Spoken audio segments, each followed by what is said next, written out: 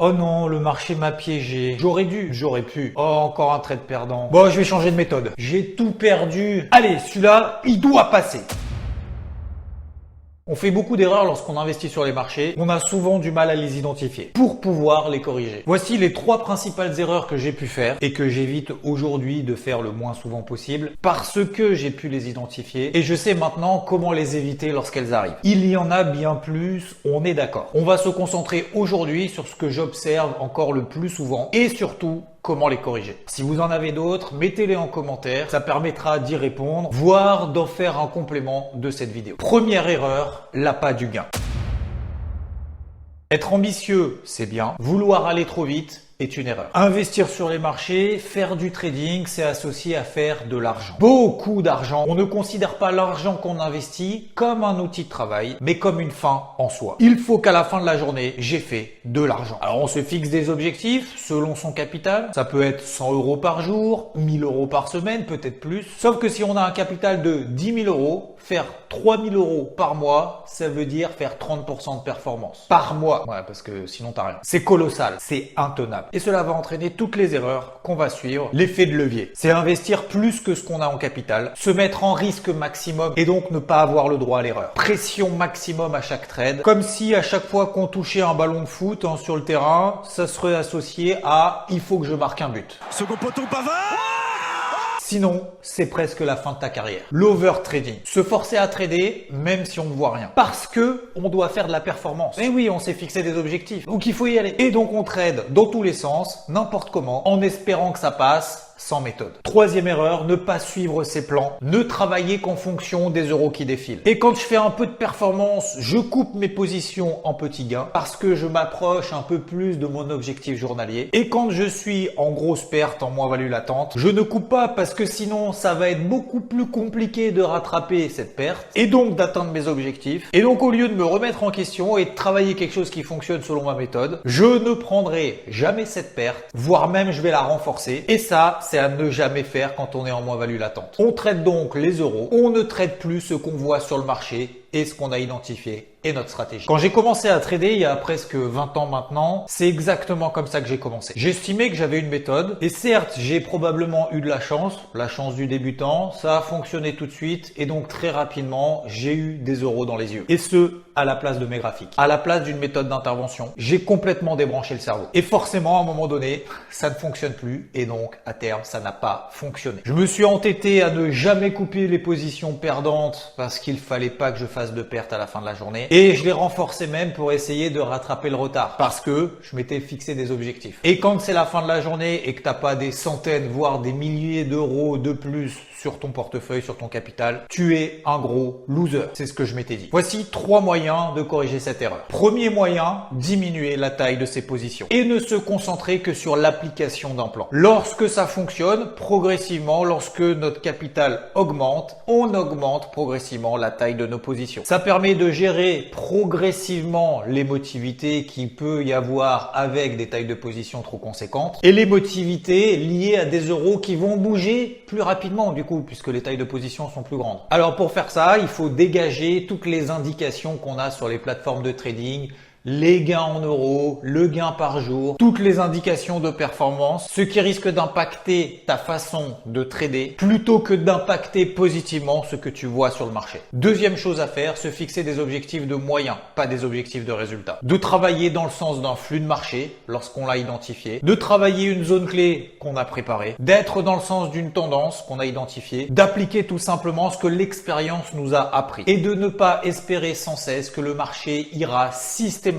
dans le sens qu'on a choisi au moment où on clique. Troisième chose à faire, arrêter de regarder les euros et de faire les comptes à la fin de la journée. Combien j'ai gagné, combien j'ai perdu. Concentre-toi simplement sur les plans, sur le marché, sur les graphiques et applique tes règles. Cherche à faire en sorte que l'impact de tes actions ait un effet à long terme. Ne cherche pas le résultat à court terme. La performance est une conséquence de ton travail. Ça ne doit pas être une obsession qui t'empêche de travailler objectivement le marché.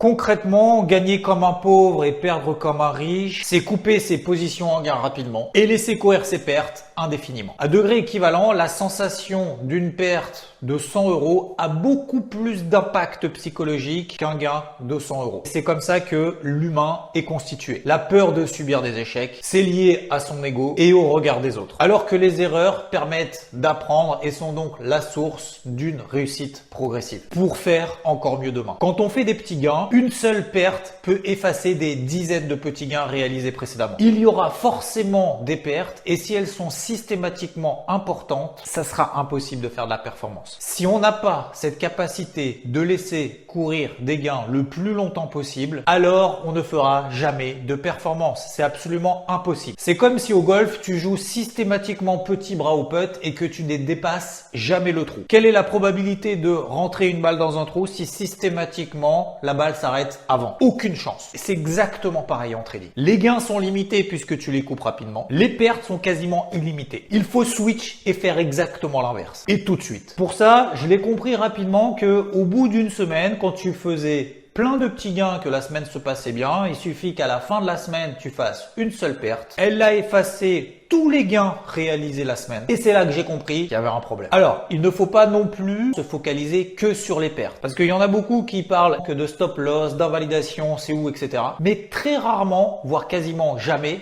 à quel moment est-ce que je renforce les positions? Il faut donc aussi maximiser les gains. Et ce pour avoir une courbe plutôt comme ça et non pas comme celle-ci avec des petits gains réguliers et de temps en temps une grosse perte qui nous fait descendre par l'ascenseur notre courbe de performance.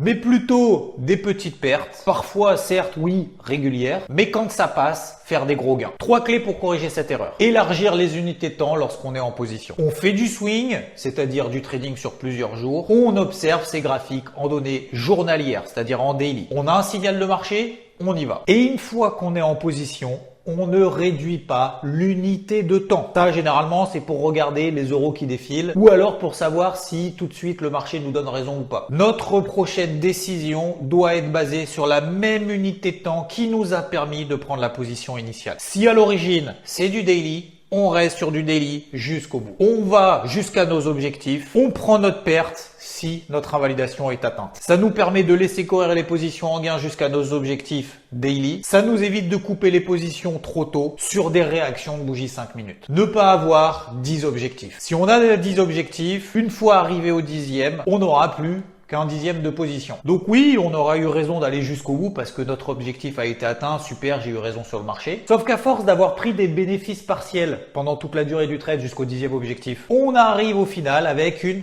toute petite taille de position qui est insignifiante. Par contre, à l'inverse, quand on prend une perte, là, on prend un stop loss sur toute la position. Ça, c'est pas un problème. Donc, se fixer 1, 2, 3 TP, 3 objectifs maximum et s'y tenir. Troisième chose à faire, charbonner quand le marché nous donne raison. Je le disais, on se focalise souvent sur la perte maximum, sur l'invalidation, le stop loss. Et très rarement, on renforce les positions quand le marché nous donne raison. Le graphique qu'on a vu tout à l'heure avec l'ascenseur est caractéristique. Il faut inverser sa façon de trader et s'autoriser des gains sans limite. Et plutôt, comme on l'a vu juste avant, que de faire des petits gains, continuer à charbonner et à travailler dans le sens de notre plan quand le marché nous donne raison pour maximiser la performance. Et pour ça, il faut tous les jours ajuster ses niveaux d'invalidation et continuer à travailler dans le sens de son plan. Et si on repasse au-dessus ou en dessous de ce niveau d'invalidation qu'on s'est fixé tous les jours ou toutes les semaines, alors on arrêtera. Mais tant que le marché nous donne pas tort, on y va. Tous les signaux qui vont dans mon sens, je continue encore et encore. Objectif donc, gagner comme un riche et perdre comme un pauvre.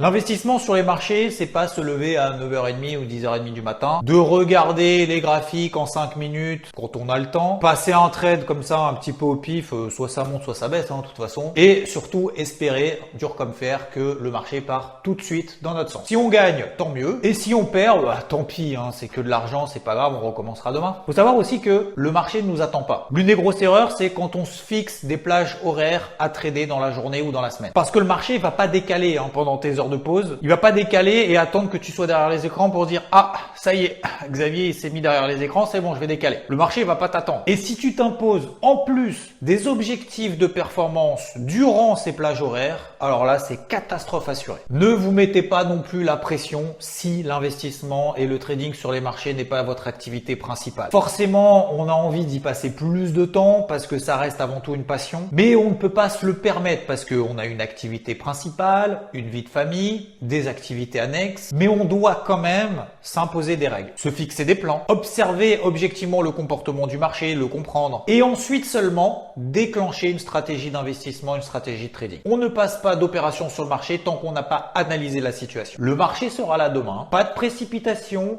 pas de frustration. Si on loupe un mouvement, c'est pas grave, il y en aura des milliards d'autres. Il n'y a pas d'obligation de trader si le marché ne bouge pas ou s'il ne va pas dans la direction du plan qu'on a défini. 3 solutions pour y remédier. Se fixer des règles avant de cliquer sur le bouton de la souris. J'identifie les tendances principales. Où est-ce que je vais intervenir? Pourquoi? Sur quelle unité de temps? Quelle taille de position je vais utiliser? Quel signal de marché j'attends? Si je n'ai pas répondu à toutes ces questions, je ne passe pas d'ordre. Deuxième chose, si le marché ne m'inspire pas, si aucun plan que j'ai travaillé ne se déclenche, je peux travailler d'autres actifs dans le monde. Il y en a des milliards. On peut avoir un actif préféré, certes, mais plutôt que de se forcer à le trader quand il nous inspire pas, autant aller voir ailleurs pour essayer de déterminer d'autres opportunités. Ça nous évite de faire n'importe quoi sur cet actif-là et peut-être même de saisir des opportunités ailleurs. Troisième élément, une erreur, ce n'est pas la fin du monde. Mais une succession d'erreurs répétées montre qu'on n'a pas l'humilité de les reconnaître pour pouvoir avancer. La discipline, c'est de continuer même lorsqu'on n'a pas envie, même quand le marché ne va pas dans notre sens, même quand on fait des pertes, même quand on a l'impression que tout se passe bien, de rester